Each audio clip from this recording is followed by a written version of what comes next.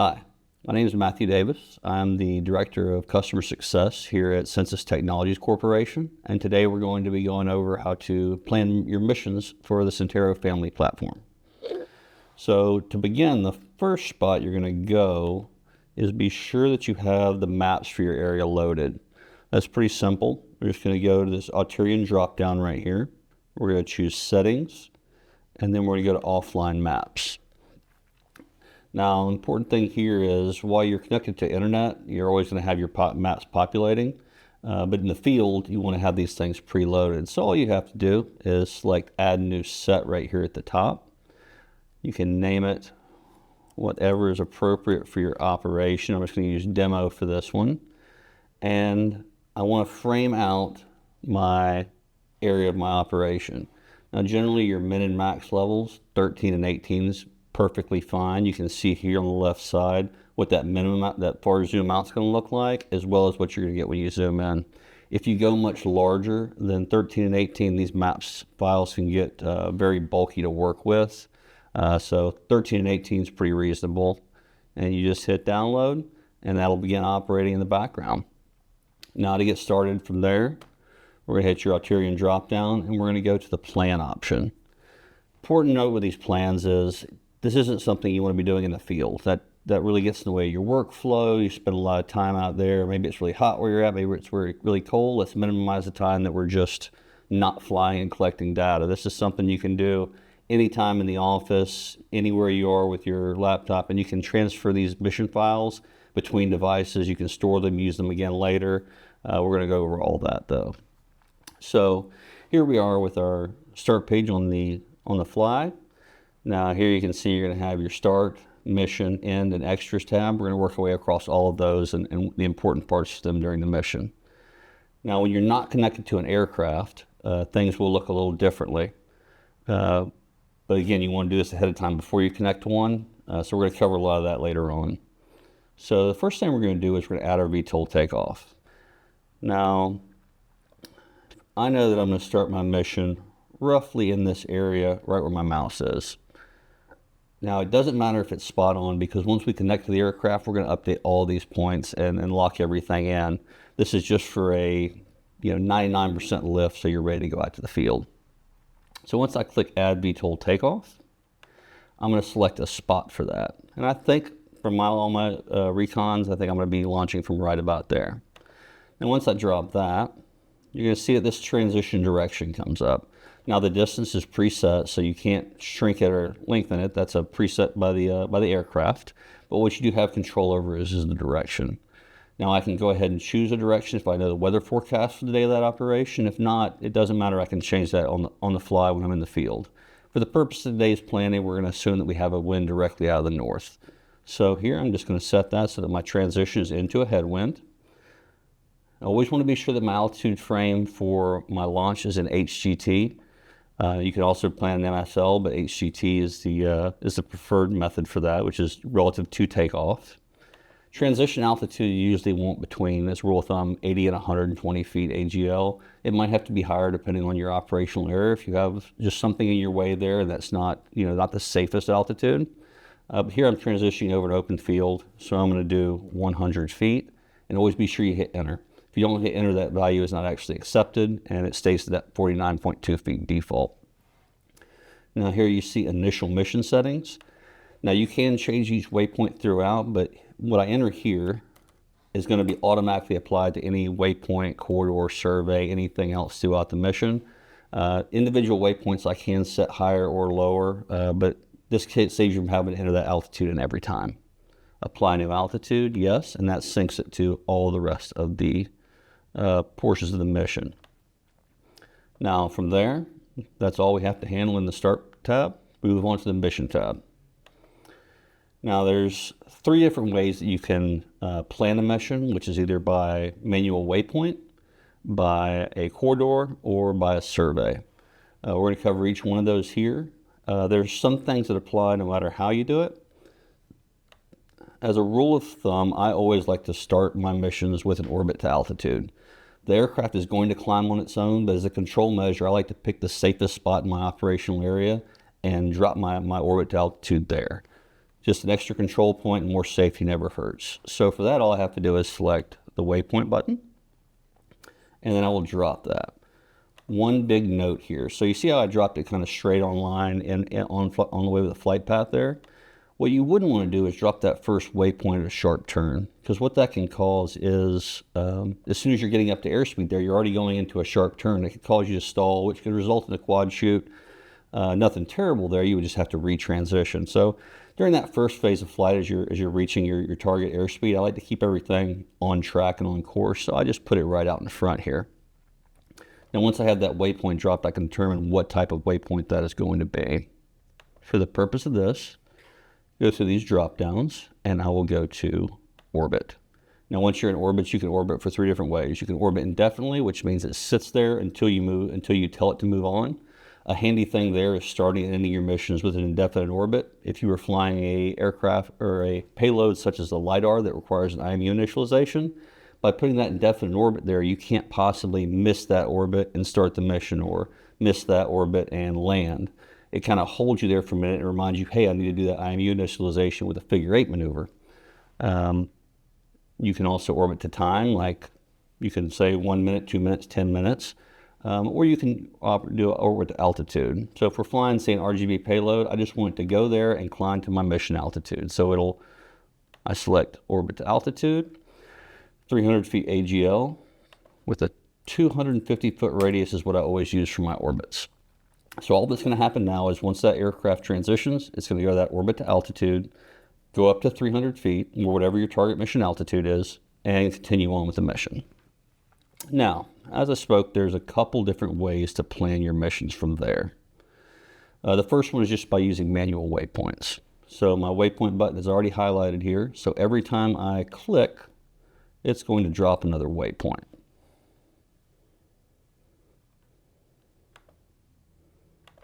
So it just goes along just like that.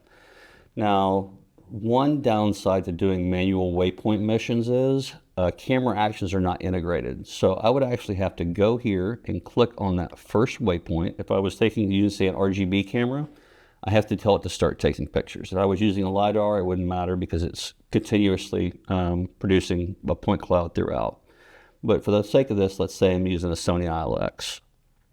Once I click on that waypoint that's highlighted, I would hit my camera actions drop down. I would select take photo time. And generally speaking, 1 second is going to give you that 70% front overlap. So I usually, as a default, would use 1 second for there, enter, and mode box is clicked, so it knows it's taking photos and not video. On the other side of that, at the end of that waypoint mission, however long or short I made it, I would have to then tell it to stop taking pictures. So I would go to my last waypoint there, and you see when I click it, it highlights itself green. I would go to camera actions again, and I would tell it to stop taking photos and mode photo. So that's the only way that you can cause it to trigger when you're using waypoint altitude or waypoint planning.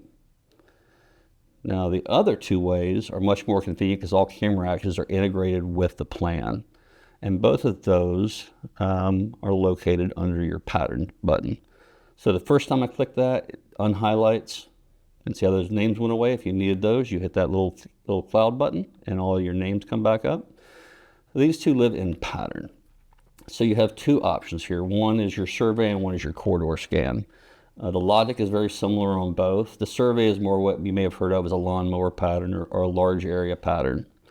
So for the first, we're going to click survey. So that just drops it right there in the middle of my screen. So you see the green button, the green dot in the middle. I click that and I can drag it to wherever I want to use that.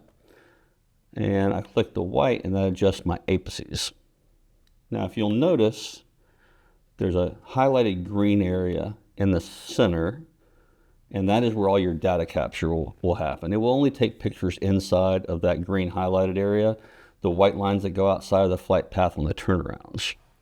So let's go through how to set this up. So the first thing I actually do is start from the right and go to the left. I generally like to use terrain following. So this little mountain button right here, I have to click the vehicle follows terrain. So now it will make its climbs and descents throughout its flight to make sure you're not having any kind of a terrain collision or anything like that. Now here you want to make sure your max descent and max climb rate are set. Anywhere from 5 to 10 is generally good for any area you're working in. An important one is your tolerance. How high above or below, plus or minus above your target altitude, are you willing to sacrifice?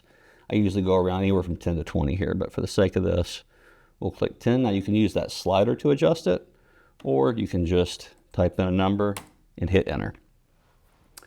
So now that we know we're on terrain following, I'm going to make my way back right to left. Now when you are connected to an aircraft, it's going to automatically detect your payload. However, since we're not connected to an aircraft, because we're doing all this planning ahead of time in our office, I'm going to have to go in and manually select my payload for the planning purpose, and that'll make sense here in a minute.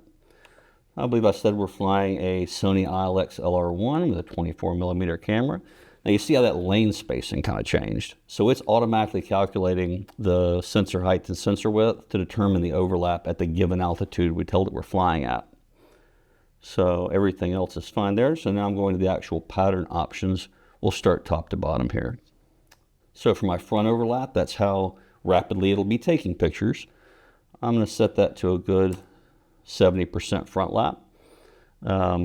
Kind of an industry standard there. And then side lap, that will determine how far my lane spacing is for the side stitching. I'm going to use 70-70 here. And you see that dropped a lot more lines.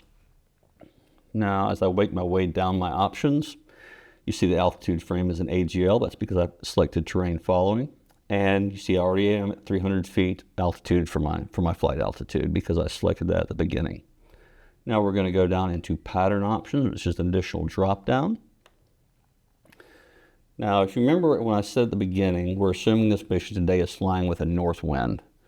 So I wouldn't want this direction of pattern because that would lead into a slower speed across one way and a faster speed across the other.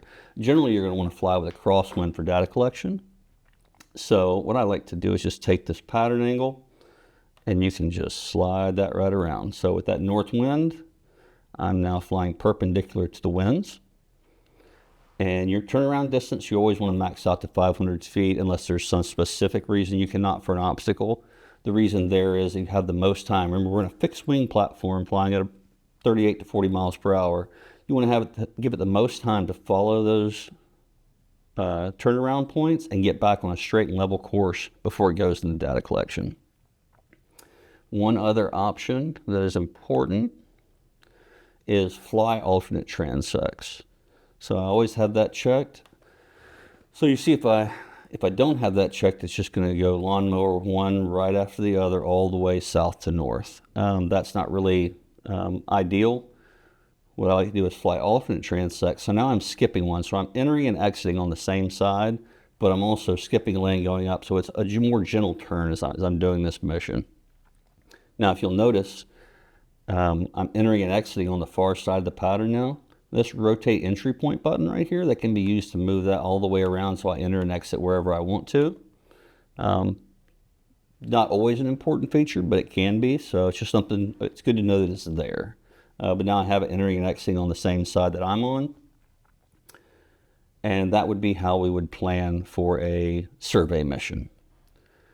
Now, for the sake of this, I'm going to go ahead and delete that survey off of there. And I'm going to show you how to go into planning a corridor mission. So it's under the same pattern option there, except for I'm going to select corridor scan. Now, once you select corridor scan, I'm going to show you what can be a little tricky here. Once it's dropped, every time I click on the screen, it's going to continue to drop and extend that corridor. That can be a little finicky and you can accidentally drop buttons. So what I like to do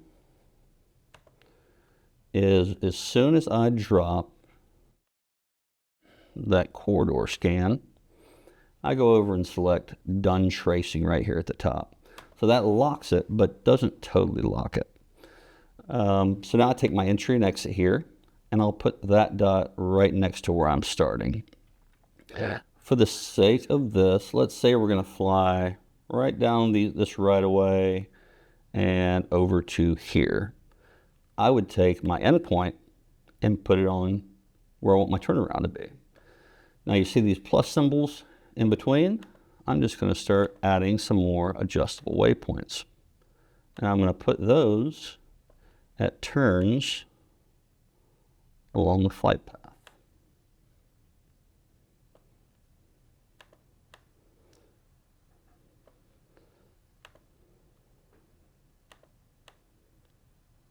And there, so I drew that pattern out pretty well.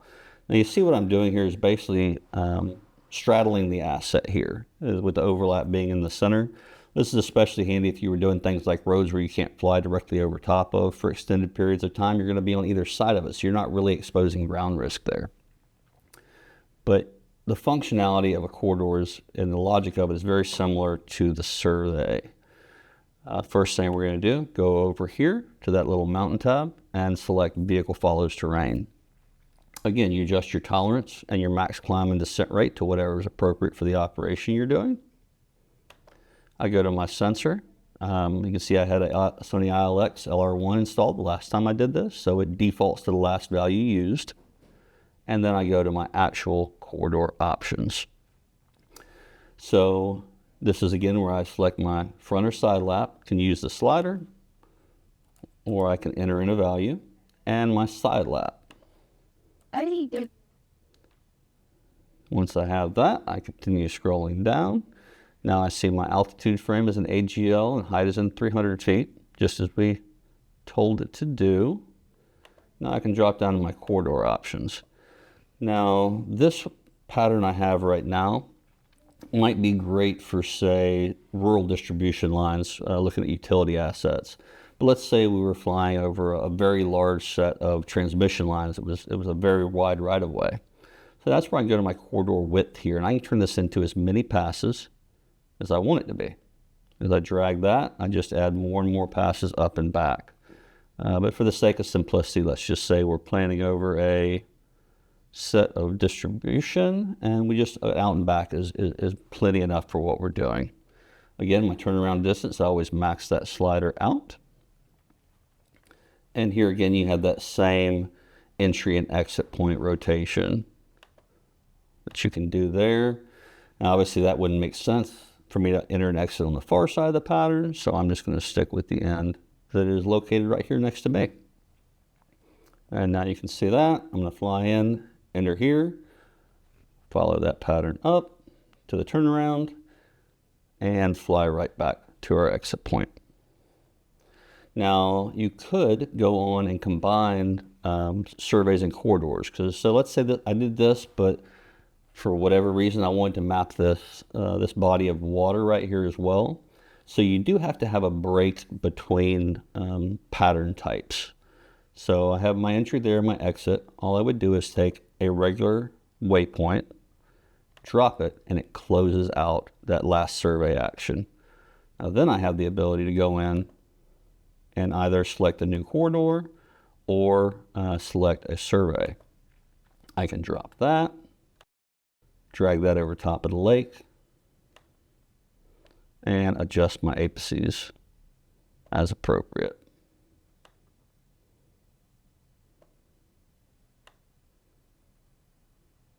And there, now I have two types. I'm going to rotate those entry and exit points. My vehicle follows terrain. I have a Sony ILX LR1. And now to my pattern options. And how you see how it defaulted with that entry and exit over on the far side of the pattern. That just doesn't make sense. I would rather have them on the same side where I'm entering at. So let's just move those over to that side. So that's how we go about combining different mission sets, because you got to think when you have, you know, an hour and a half, 2 hours of flight time, you want to try to maximize that and get the most bang for your buck. So really fly as many assets at a time as you can safely. So let's say I'm happy with this mission. That covers everything that I want to gather in this flight. There's nothing else to do. Now we're going to move along to the end tab. Now, add orbit landing pattern is the suggested way to land that we use. So all I have to do is click add orbit landing pattern. Now, again, because we're not connected to an aircraft, we have to tell it. If we were connected to an aircraft, it would say the bird's here, that's where we're going to land. But because we're not, I'm just going to drag it and drop it. So you see that land point there? I want to drag that over and put it right on top of that start point. Again, it's okay if that point is not where your actual spot ends up. Later on, we're going to cover how to snap those into the aircraft's location once we're on site. Now you have very similar options to your transition out. I can take this orbit. That orbit is where at the end of the mission, it's going to fly at mission altitude to that orbit. Once it hits that orbit, that's where it's going to descend down to the transition altitude I gave it. So here, like I said earlier, my transition altitude is safe to be 100 feet. It does not have to match my transition out. It can be higher, lower, whatever makes sense, whatever's safest during your operation. But for mine, that 100 feet is a perfectly fine altitude. Now, like I said, we had a north wind, so I want to be sure that I have it on this side to where I am transitioning into that headwind. And again, just to cover the behavior, when it gets to this orbit, it will descend down to that 100 feet that I set. It will come along this path, still in fixed wing mode at 100 feet. And once it gets to within about 100 feet of the landing point, it will transition into multi-copter mode and drift in over top of the home point. It's very important that you stretch this out as far as you can so that when it comes out of that orbit, it has some time to assess the wind it's facing, any other factors like that, correct itself straight, and have the best shot of stopping directly overhead. If I were to have it very close to my transition point, it'll kind of come in there, you know, a little bit fast. You may have an overshoot because it didn't have as much time to assess the winds at that heading. So good habit, always stretch that pattern out. Now let's say as I was playing this, they're somewhere close in on this orbit here. Like I had to come in this direction, but there was a very large tower right here around where my mouse is. What I would do at that point is just this orbit clockwise box, select that, and everything flips over the other side. Seems like a very minor feature, but I've had a lot of operations before where just that little flip increased the safety margin quite a bit. So it's a good thing to know is there. Again, just like on our transition out, while you use AGL for the mission items in the middle, you always want your altitude frame on transition out and return to be an HGT. And that is height relative to takeoff, so it kind of makes sense. Again, this is the radius for that orbit. I make all my orbit radiuses to 250, enter. And that is essentially a built mission plan. Now there are, in this extras tab, a couple of features I'd like to go over that are more of a safety item. So within extras, you have geofences and rally points. First thing we're going to talk about here is the geofence, which you have two types. You have an inclusion zone, which you would put as your outer perimeter. It means you can only stay, it'll keep you inside of that bounding box. And then you have exclusion zones, which will let you go into them. So we're going to start off these polygon fences here. I feel like that's the easiest to work with. And we're going to add one. The first one that always comes up is going to be inclusion. So this is where I can take and build, like I called a bounding box around my operational volume. So no matter what happens, I stay within the confines of my planned mission area. Very important on the regulatory side, and generally a good practice. So we have our geofence up. And one note, if I were to try to put that geofence like that, where it was within my mission plan, the aircraft will not let me upload that plan. I have to have a border between my flight plan and my geofence. So I'm happy with that polygon around it. Now, let's say I had a 400-foot cell tower right here in the middle of this corridor area, and I wouldn't want any type of an RTL to possibly fly across and lead my aircraft toward that tower. I would hit the plus button, and I would add an exclusion zone. Exact same controls of it, the white buttons of the apices, and I'm going to drag that exclusion zone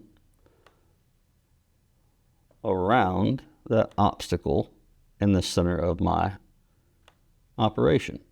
Not everything's going to require an exclusion zone, but it's a good tool to know that it's there should your area have an obstacle that you absolutely want to block off from the flight controller's ability to fly to. Now the other feature here is rally point. So the rally point is an alternative landing point. Generally, these are used when you're doing non-shielded operations. You're going to have, or anytime you're going to have a VO or a person monitoring a location, because this is an emergency landing location. It's just another option where you can go down. Obviously, you'd want to have a person there so that you can observe a safe landing and not, be letting into a crowd of people or something. So for the sake of this, let's say I made right up here, I'm going to have an observer here. Now, if I was absolutely sure about that spot, I can just hit the add button under rally points and I can place that right there. But if I have someone there with a base station or any other device where I can get a firm lat long location, then I can take that from them and I can enter in right here the exact location of that and drop that rally point exactly where I want it. So at this point, I would say I have a fully built mission. So in order to transfer the system devices, I'll take a thumb drive, enter in here. Let's drive E. Now this save button right here, this is how we're going to archive our mission and be able to move it between devices or keep it on this device for future use. There's plenty of ways to do that.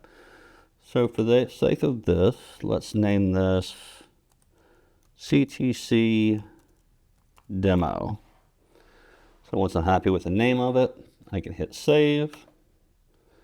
Now, let's say that this laptop was only used for mission planning. I want to go transfer this data onto my Legion, or if we have a database where we keep all of our .plan files, all I have to do is go up to this mission tab here. Now the mission tab here is all the ones that I've ever planned on this, but here we see that CTC demo plan we had. So if I were to clear this whole mission off, all I have to do is go back to my missions folder, CTC demo plan, load demo plan, okay, and there goes. All the work I just did is still saved, it's still there. Now if I want to transfer this between devices, I would go to that missions folder, select edit, CTC demo plan, and right here at the bottom, export. Now we'll use that E drive, and I have a mission plans folder already built on this drive.